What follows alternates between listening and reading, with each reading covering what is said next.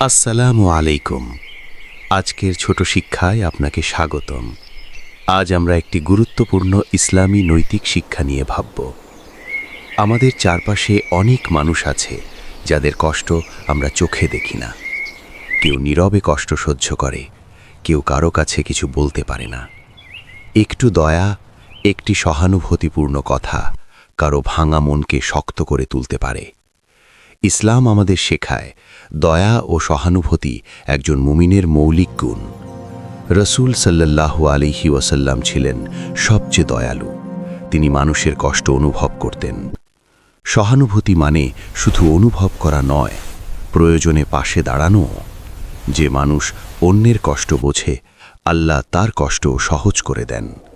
আজকের ছোট শিক্ষা হল দয়া ও সহানুভূতি মুমিনের হৃদয়ের প্রকৃত পরিচয়।